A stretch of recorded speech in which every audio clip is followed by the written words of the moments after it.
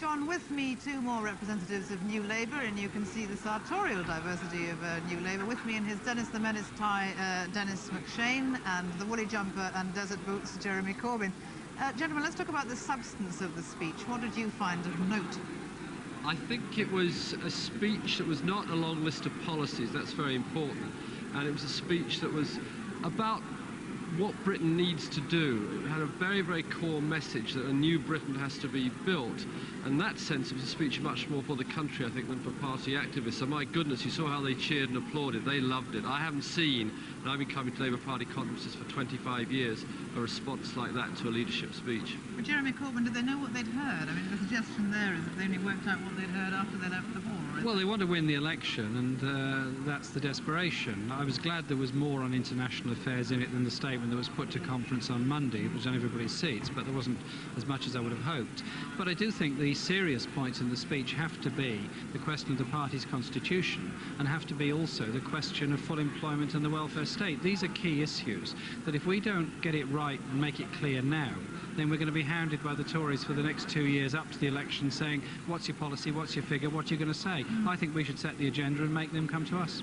Well, Denis said there was no policy there, and yet on full employment it was mentioned. I said it wasn't a long list of policies, because I think it's that approach is exactly one that the country doesn't want, where you just have a shopping list type of politics.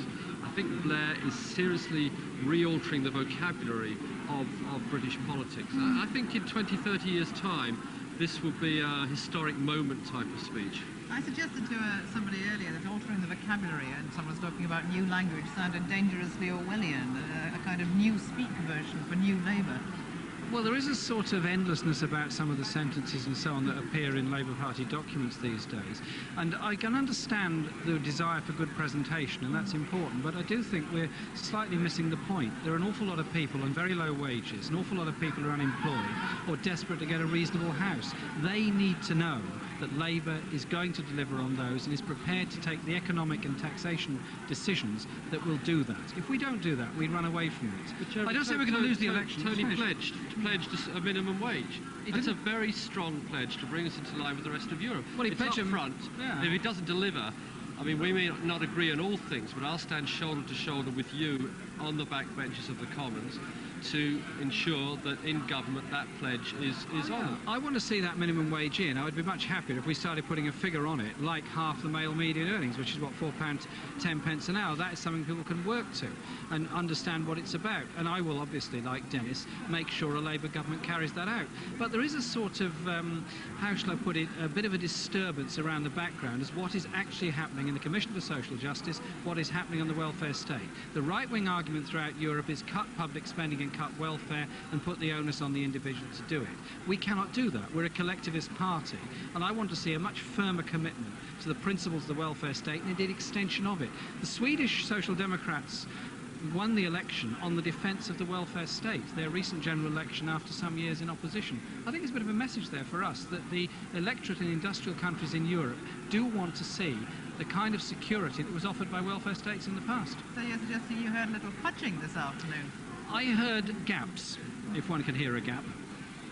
I heard absences in the sense that I think a textual analysis of the speech would repay some considerable study. For example, no mention of the Liberal Democrats, no mention of John Major. It wasn't a traditional knockabout, they're the enemy, bang, bang, we're great, they're rotten. It was, as I say, a new language for an attempt, and it's a very bold attempt, an audacious attempt. It may not come off to create a new political style in the country. It may not come off. Now, what will enable it to come off? I think the fact that all of what Blair is saying has to pass through, if I may say so, you people. That is to say, I mean, the worst cynics in British politics all work for the media.